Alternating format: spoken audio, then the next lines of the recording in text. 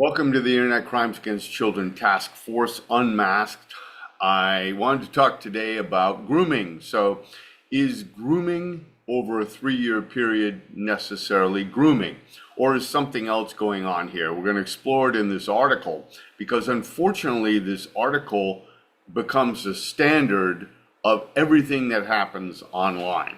So, we've already talked about many times on this channel that there are lots of different ways that people end up on the sex offender registry and end up with the convicted label. And remember, the label is something that other people put on you. It's based on their judgment, according to an interesting article that I'm going to feature at some point here.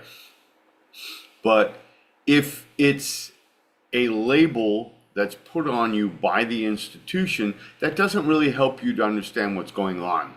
And so we're going to delve into this a little bit and talk about, and it's kind of an interesting concept here in this story where a Virginia man from the western part of the state had a conversation over the internet in various platforms with a 12-year-old girl.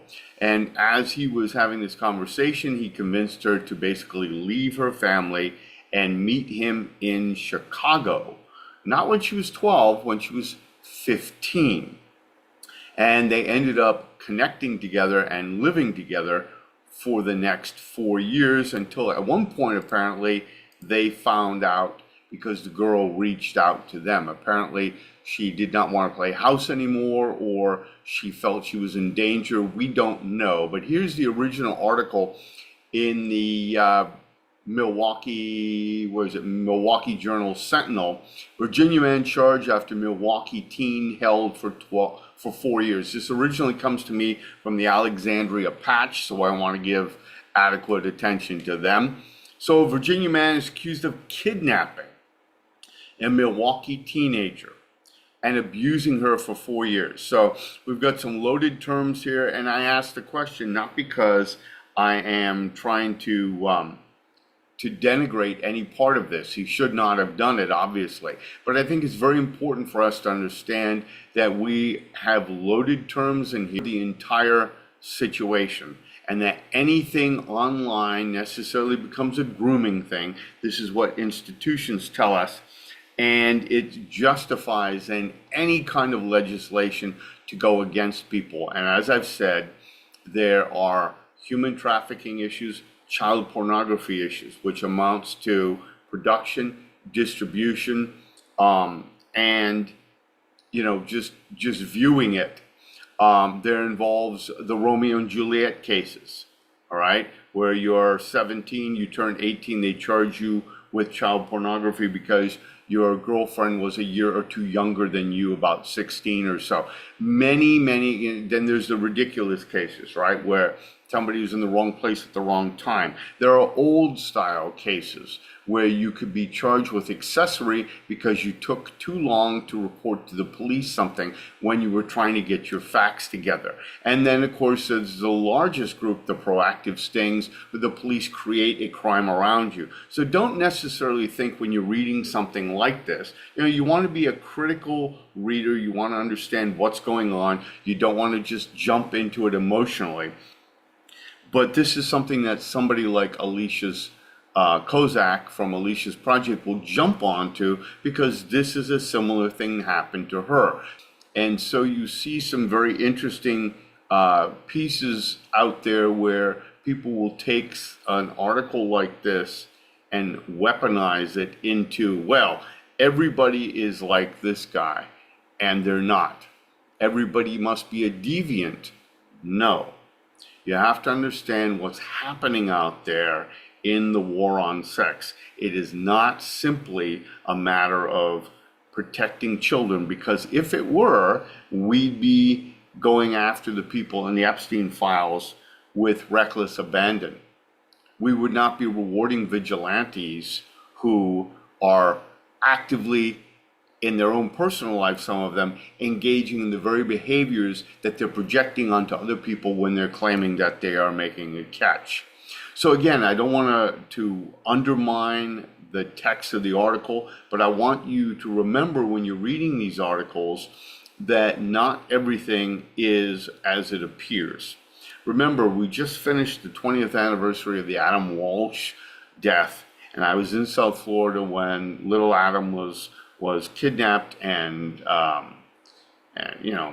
violated terribly and killed, and all the other terrible things have happened to him. But that event became one of the catalysts, like the Kanka case and like the Wetterling case, which is used, that small 0.5% case or so, to inform the rest and the entire legislation, which has not worked because they keep putting more and more people on the sex offender registry, and the people who are committing the crimes are not the people who are largely on the registry now. So we have some work to do to understand these cases. So here is the typical case that the media and others will use to inform the legislation. And if you look at the some of the comments in the Patch article, which I'll also include here, people think that, yeah, we need to make the laws stronger because that will work. But they've made it ridiculously strong in places like Texas and especially Florida, and it hasn't done anything to abate the problem. So we're not really solving the problem. We're not really keeping kids safer. And you have to ask in this article, where were the parents? So let's get into it. Virginia man is accused of kidnapping a Milwaukee teenager, abusing her for 4 years. So he chatted with her since she was 12. He chatted with her, I'll just skip through here for a moment, on Kick, Discord, and Signal when she was 12 years old. Okay? Now, she will, a 19-year-old young woman, she will start reaching out because apparently she wanted an end to this relationship that she was in. Now, notice how I say it's a relationship because I think at some point you have to acknowledge she's staying with him for a period of time. Now she's a young adult. She's looking at the situation. She doesn't like what she has. I don't know what actually happened along the way, but I do know that she appears to have been fairly sophisticated. She was able to get a burner phone, etc., and to take herself from Wisconsin down past Milwaukee into Chicago by Uber or something. So she obviously had a sense of what to do and how to follow instructions, and who knows. But because she was a minor, of course, the man who kidnapped her or groomed her was charged with 3 felonies: kidnapping by deceit, child enticement, and child abduction. Okay? So the girl was 15 when she went missing. So apparently he did this for 3 years, grooming her online. And you have to ask, folks, where were the parents when all this is going on? I think that's a fair question. Okay? The Milwaukee Journal-Sentinel does not identify sex assault victims without their permission. So apparently they're not necessarily naming her. Okay? He was brought back to Milwaukee from Blacksburg, Virginia, which is in the western part of the state along the I-80 corridor, and he's sitting in the jail there as of 4 days ago. Okay? The woman reported to police in June 2022 that her 15-year-old daughter went missing. The girl's Facebook account and Find My application, I guess, on her phone had been logged off. And this was a missing person case until May of this year. Okay? They came in contact with the teen. They don't say young woman here at 19. I thought you were a woman, while responding to a 911 call for domestic disturbance. So here, she's with this man and she calls because now she's scared some 4 years later. So again, there may be other things going on here. That's all I'm saying. There may be, if this happened over a 3-year period, there may be this clearly, there was some upset going on in the household, but it may very well be that this was a consensual relationship of a sort. While the young woman, did not initially share her real name, she later called police back and reported she was the missing person from Milwaukee and had been held against her will for years. Okay, the girl said Anderson had physically and sexually abused her. Okay, so she wanted out of the relationship, but apparently she had use of a phone. Presumably she had that same use over 4 years. The young woman, told police she first started communicating online when she was 12. She said he gave her instructions how to run away, promised her a life with everything she needed. And in another article in the Alexandria Post, she talks about how her home life was very troubled. And this is what groomers will do. They will focus on people with a troubled past. This is why in the sex offense stings, the proactive stings, police always pretend to be a decoy who is troubled. And of course, for somebody who is a good person, they want to help somebody who's in trouble. That's how they got me. I had a long history of helping troubled teens and going to the nth degree for my students, and that's how they were able to lure me in. Of course, the fact that there was no sex talk and stuff didn't really matter. So don't necessarily assume that you know everything that's going on in an article like this. But again, somebody like Alicia's project, Alicia Kozak, will take this and build it into this huge thing as why we need extensive legislation. And I'm not saying we don't. I'm just saying that one size doesn't fit all. And they try to make one size fits all. That's why we have with Megan's Law, with Megan Kanka. That's why we have the Jacob Wetterling Act that even Jacob's mother says went too far. We have the Adam Walsh Act, all right? So we need to be more circumspect or we're never going to get a sense of what's really going on with predation, where we really have the victims, where we really focus on cases like this one, and really try to understand what happened. So, she goes on, she, said she communicated him with this Anderson fellow, 37-year-old who had kidnapped her.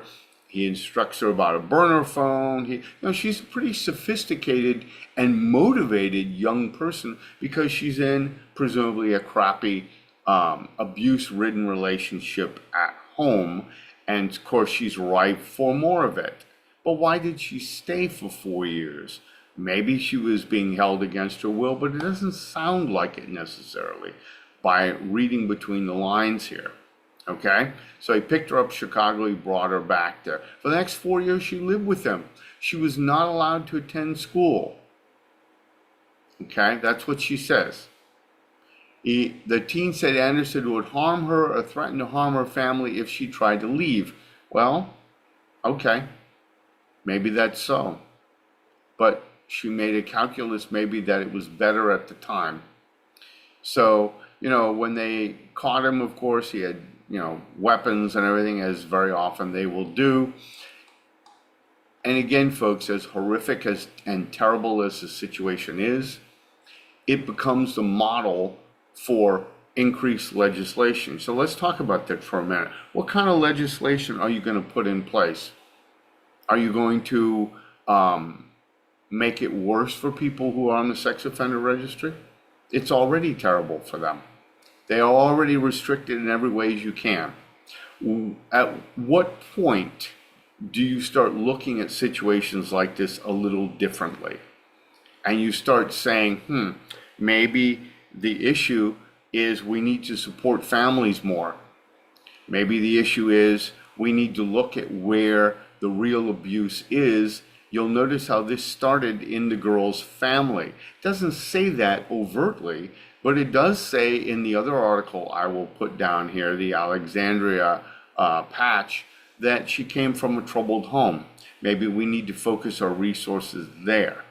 Maybe we need to hire more people in the social work profession and pay them more so that we can address this, because we're addressing it at the end place, the end user, if you will, or the end abuser. And maybe if we went a little further back, we'd be able to solve these problems a little bit easier before they ever became an issue. Maybe we need to have more parenting classes. We have, parenting is a very important job, and the one thing that we don't have much of is mandatory classes on how to be a parent. We don't have anything like that. Now, if you're getting a divorce, you very often will have to take, a class on how to get along. I had to take one of those with my ex-wife, and it was a joke. She sat and played on her phone the whole time, paid no attention at all to what was going on, and you could see the look on her face. She was just going through the motions, and I knew it was going to be a problem just looking at her face, and it surely was. So you need to have something maybe where it will be a rigorous program, a real important program about how not to just deal with so-called predators, but how to deal responsibly and intelligently with adults when you're a kid, so that you're not afraid of them, but you're also not in a position to be a victim like this young girl was. So just some thoughts as you read through the article here, and tell me what you think. But again, don't just call me names or attack me or say that we need stricter laws, because we have very strict laws and they're not working. They're not working at all. They're not making anybody safer, because we still have issues like this. So again, we need another solution, maybe one that's more sociological, so that we can address real issues of real predation.